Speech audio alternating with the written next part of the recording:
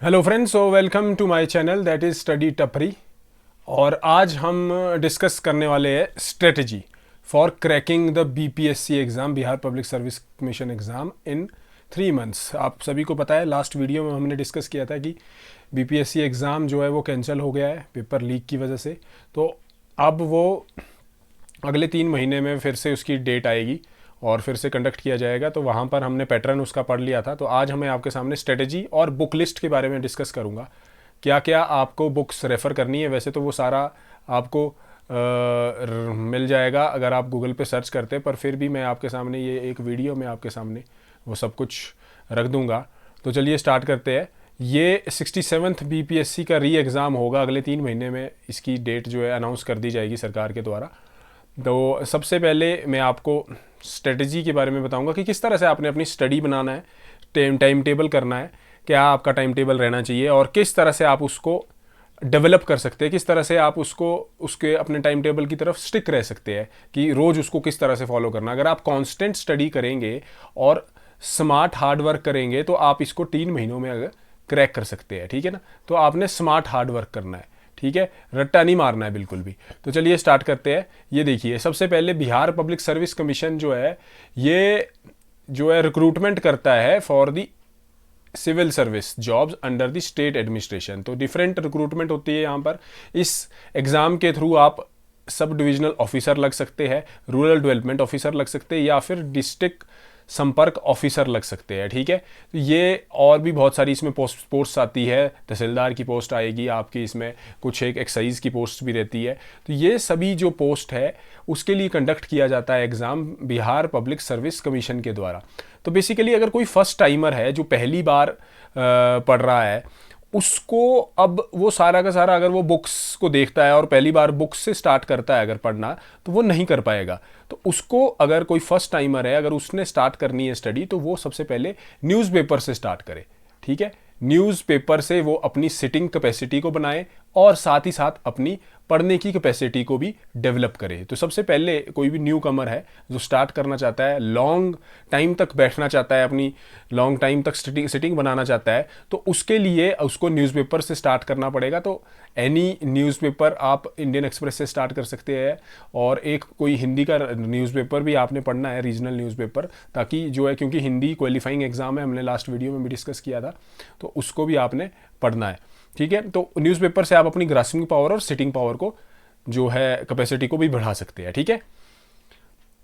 Next देख लेते हैं टाइम मैनेजमेंट किस तरह से करेंगे आप, ठीक है। टाइम मैनेजमेंट बहुत इंपॉर्टेंट है, ठीक है। अगर आप टाइम मैनेजमेंट करना सीख गए और इसके अकॉर्डिंगली काम करना सीख गए तो आप इस एग्जाम को क्रैक कर सकते हैं और you can be the administrator, next administrator, ठीक है। सबसे पहले आप, ये इंपॉर्टेंट है कि प्रीलिम्स के लिए आपको मिनिमम तो 2 महीने चाहिए ही चाहिए। अगर अभी भी स्टार्ट करते हैं तो आप कर सकते हैं इसको क्लियर, सबसे इंपॉर्टेंट बात है। अच्छा, मेंस के लिए थोड़ा टाइम चाहिए क्योंकि आंसर राइटिंग स्किल्स उसमें बहुत मैटर करती है। अगर आपकी आंसर राइटिंग प्रैक्टिस बहुत ज़्यादा है तो आप मेंस को भी क्लियर कर सकते हैं। तो मैं आपको ऐसा नहीं बोलूँगा कि भाई ठीक है अगले 6 महीने में आप तैयारी करो, बट अगर आपकी आंसर राइटिंग स्किल्स बिल्कुल भी नहीं है तो आप नहीं क्लियर करोगे, डायरेक्ट ये आंसर है। बट अगर आपकी आंसर राइटिंग स्किल क्लियर है बिल्कुल, तो आप इसको आराम से क्लियर कर सकते हो। तो बीपीएससी मेंस के लिए 5-6 महीने का टाइम देता है, वो बहुत इनफ है किसी को प्रिपेयर करने का। बट आपको एक्सटेंसिवली जो है आंसर राइटिंग करनी पड़ेगी वहाँ पर, ठीक है। आंसर लिखने पड़ेंगे, हार्ड वर्क करना पड़ेगा, टेस्ट सीरीज ज्वाइन करनी पड़ेगी,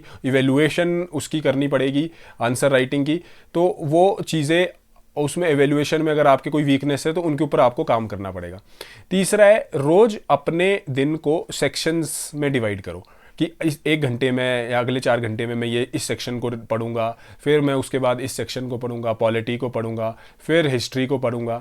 इस तरह से अपने डे को डिवाइड करो। क्या करना है आपने, रोज़ रात को सोने से पहले अगले दिन क्या करना है आपने, वो आप सारा का सारा टाइम टेबल पहले ही प्रिपेयर कर लो, ठीक है। इससे आपको अगले दिन जो है आपका टाइम टेबल है उसको बनाने में कोई प्रॉब्लम नहीं आएगी और आपका अगला दिन जो है बहुत ही बेस्ट तरीके से गुजरेगा, मतलब पढ़ाई में, ठीक है। फिर उसके बाद है quality time to each and every subject. तो मतलब सभी सब्जेक्ट को आपने इंपॉर्टेंट, मतलब सही तरीके से टाइम देना है। ऐसा नहीं कि भाई बस भाई मैंने बोल दिया कि पूरे दिन में 4 सब्जेक्ट पढ़ने तो आपने 4 सब्जेक्ट पढ़ लिए, बट अगर लास्ट में आपसे कोई पूछे तो आपको आ नहीं रहा है, तो उसको आपने इस तरह से पढ़ना है कि आप वहाँ से कुछ गेन करें, ठीक है। तो एक शेड्यूल जो है स्टडी के लिए वह बहुत ही इंपॉर्टेंट है, ठीक है। और अपने टाइम टेबल को किसी भी तरह से आपने फॉलो करना ही करना है। अगर आप नहीं फॉलो कर पा रहे हैं तो आप अपने ट्रैक से गलत जा रहे हैं और आप जो है इस एग्ज़ाम को क्लियर नहीं कर पाओगे, ठीक है। उसमें फिर ज़्यादा टाइम लग सकता है। मैं ऐसा नहीं बोल रहा हूँ कि नहीं करोगे क्लियर, उसमें ज़्यादा टाइम लग सकता है,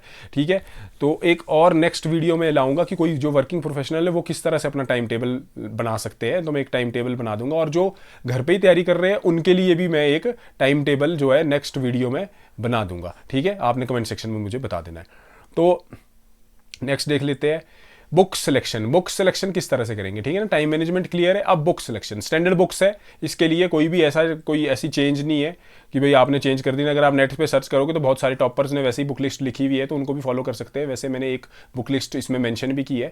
बस ये ध्यान रखना है जो बुक लिस्ट आपने फॉलो कर दी है उसको मिडल में नहीं चेंज करना है। अपनी प्रिपरेशन के मिडल में बिल्कुल भी चेंज नहीं करना है बीच में कि अब मैं इस बुक से पढ़ लेता हूँ। मान लो अगर आपने ज्योग्राफी की जो है राजीव अहीर की बुक को फॉलो कर रहे हैं तो आप जो है उसी बुक को फॉलो करो। बीच में कोई और अगर आपको रेफरेंस देता है या कोई और अगर आपके सीनियर है या कोई और आपके साथ में तैयारी कर रहे हैं वो बोलते हैं कि नहीं इस बुक को पढ़ लो, मॉडर्न इंडिया की ये अच्छी है, तो आपने नहीं करना है ऐसा। अपने नोट्स बनाने हैं, उन्हीं नोट से पढ़ना है, बार बार उनको रिवाइज करना है। रिवाइज इंपॉर्टेंट की है एक यूपीएससी और बीपीएससी को निकालने की, और क्वालिटी नोट्स बनाने हैं, ठीक है। फिर उसके बाद at least 2 to 3 hours from your studying time. तो आपने पूरे अपने जो पढ़ाई का आपका शेड्यूल है उसमें से 2 या 3 घंटे निकाल कर रिवाइज के लिए जो है टाइम निकालना है, और ये रेगुलर बेसिस पे करना है। रिवीजन मैंने पहले ही बता दिया आपको एक इंपॉर्टेंट की है। और आपको करंट अफेयर की नॉलेज बहुत अच्छी होनी चाहिए, और करंट अफेयर को लिंक करना है हिस्ट्री से, ज्योग्राफी से, पॉलिटी से, इन्वायरमेंट से, इकोलॉजी से, साइंस से।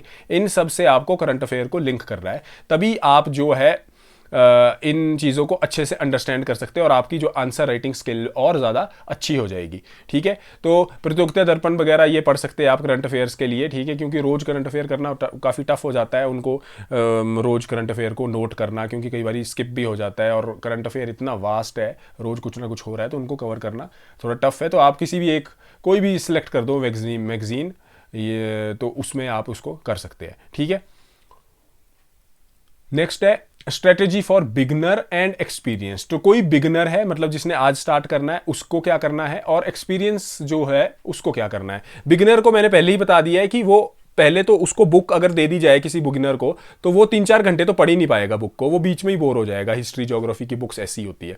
उसके लिए क्या करना है, आपने न्यूज़पेपर से स्टार्ट करना है, मैंने आपको बता दिया। अच्छा, जो एक्सपीरियंसड है उसके पास एज है, उसको रिवीजन अपना करना है और अपनी वीकनेस पे काम करना है, ठीक है। सबसे इंपॉर्टेंट काम अपनी वीकनेस पे। उस हर इंसान को अपनी वीकनेस का पता होता है और वो उस वीकनेस पे कभी काम नहीं करता है। हमारा दिमाग ऐसा है कि वो उस वीकनेस पे उसको काम ही नहीं करने देगा। तो आपको अपनी वीकनेस को नोट डाउन करना है, ठीक है, नोट डाउन करके उस पर काम करना है। सबसे पहले तो क्या है कि सिलेबस का बिगनर और एक्सपीरियंस दोनों को पता होना चाहिए, ठीक है। अगर आप यूपीएससी की प्रिपरेशन कर रहे हैं तो ज़्यादा डिफरेंट सिलेबस नहीं है, थोड़ा सा सिर्फ बिहार का पॉलिटी, हिस्ट्री, ज्योग्राफी आएगा, वो आप उसको देख सकते हैं।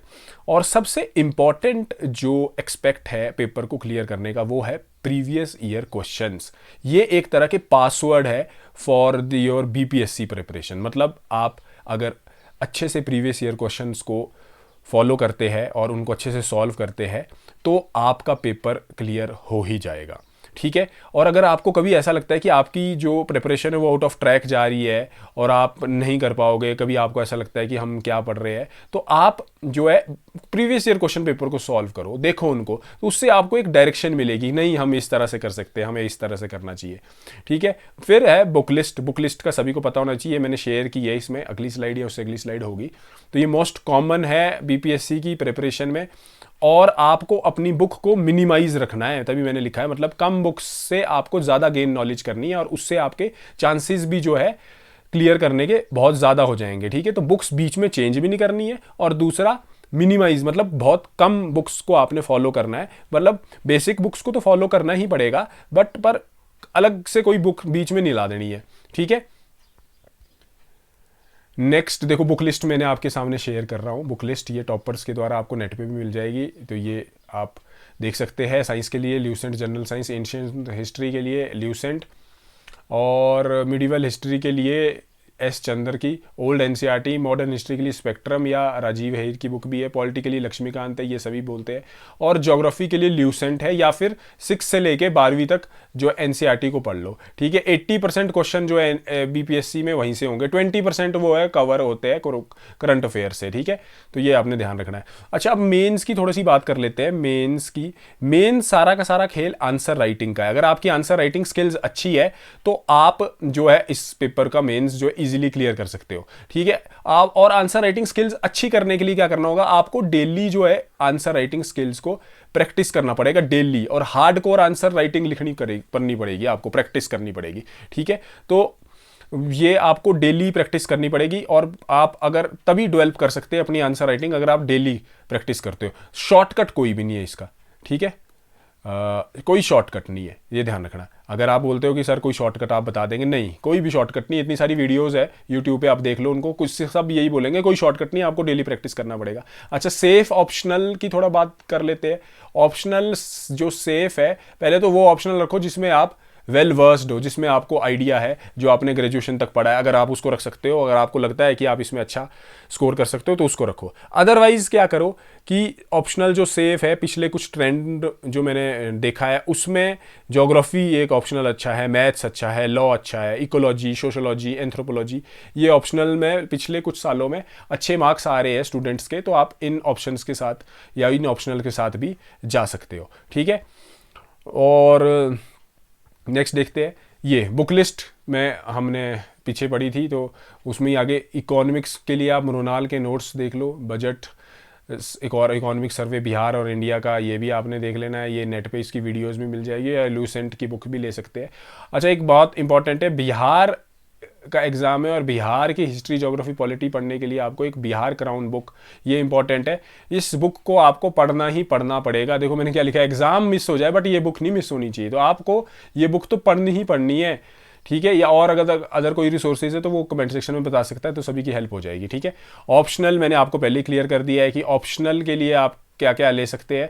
पहले तो वो सब्जेक्ट जिसमें आप इंटरेस्ट है, नहीं तो फिर कोई और ऑप्शन ले लो। और फिर भी साइंस ऑप्शनल तो वैसे ही बेटर है, क्योंकि सोशल साइंस में तो आपको बहुत सारी चीज़ें मगअप करनी पड़ेगी। करंट अफेयर के लिए मैंने आपको बता दिया, कोई भी XYZ की कोचिंग इंस्टीट्यूट की बुक ले लो, जैसे प्रीलिम्स के लिए प्रतियोगिता दर्पण ले लो, और मेंस के लिए किसी कोचिंग इंस्टीट्यूट के नोट्स ही ले लो, वो आपको कंटेंट अच्छा दे देंगे।